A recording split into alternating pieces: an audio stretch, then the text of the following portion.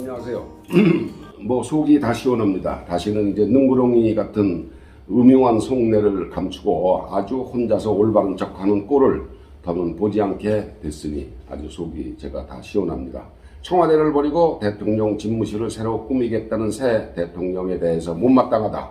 청와대 폐쇄는 국가의 백년대계인데 이런 식으로 국민의사도 묻지 않고 처리해서야 되겠느냐 그랬습니다. 국가의 백년대계가 청와대 옮기는 게 무슨 국가의 백년대계입니까? 그까지 대통령 집무실 이전이 무슨 국가의 백년대계입니까?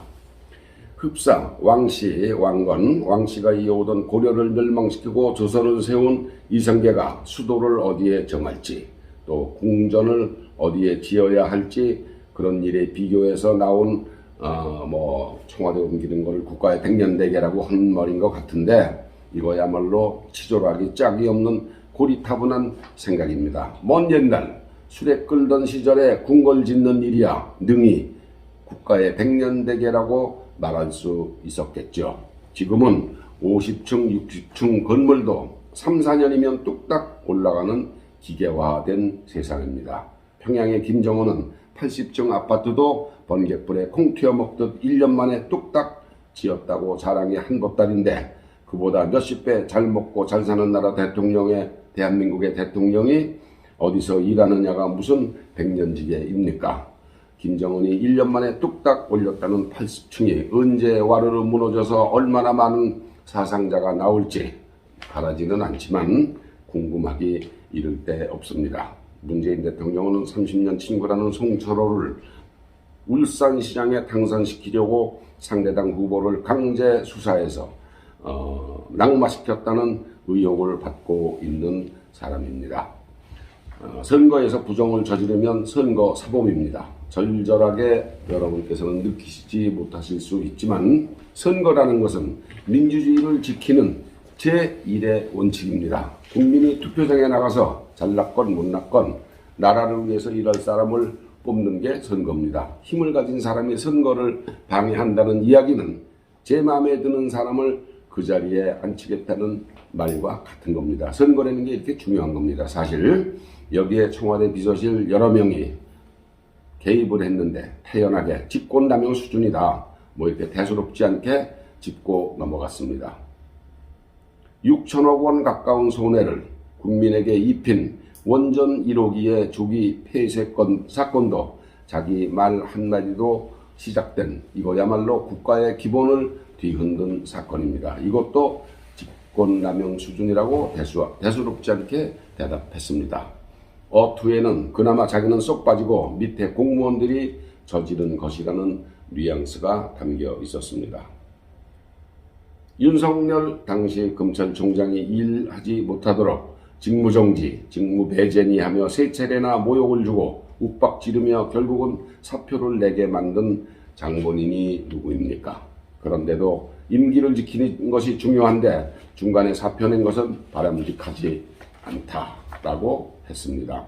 사표를 내니까 옳다구나 하고 수리한 사람이 누구입니까? 그런 모욕을 견디고 정치인으로 변신해서 순식간에 대통령으로 당선이 되니까 이제 와서 한다는 소리가 겨우 야당 후보로 당선된 것은 아이러니라고 했습니다. 자기가 임명장 준 사람은 모두 자기 꼬붕이 돼서 내로남불당에 들어가 국회의원이 되든지 하라는 말인가요? 그 의식 수준이 참 한심하기 이를 데 없습니다. 내일 모레 5월 10일부터는 이꼴저꼴 안 보게 돼서 속이 시원하기는 합니다.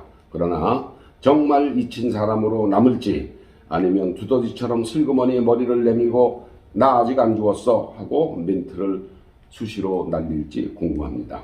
죽은 노무현처럼 풀뿌리 기초의원으로 지방을 위해 봉사하겠다고 덤비지나 않을지 염려됩니다. 다시 한번 말씀드리지만 노무현 전 대통령이 당신은 정치하지 말라 하고 왜 충고를 했는지 이제 확실하게 알겠습니다. 노무현은 사람 하나는 한 명만은 참 잘 알아봤습니다.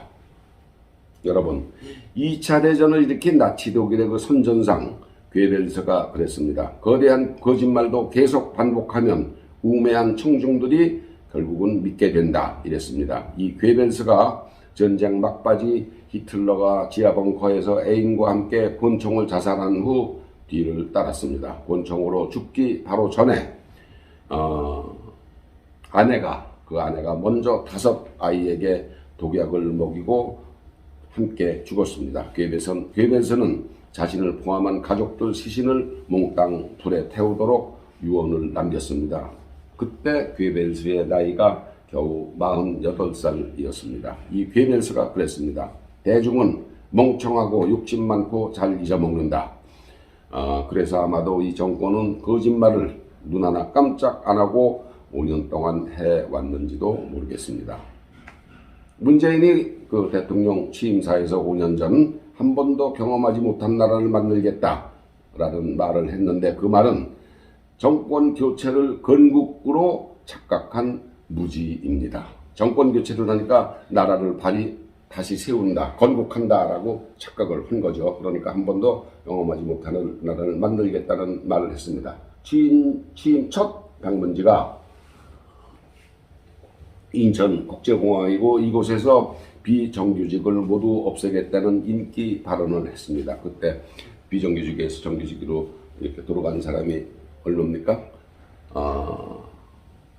2천 몇백 명이고 궁극적으로 한 2만 명 가까이가 이제 비정규직에서 정규직으로 돌아갔죠.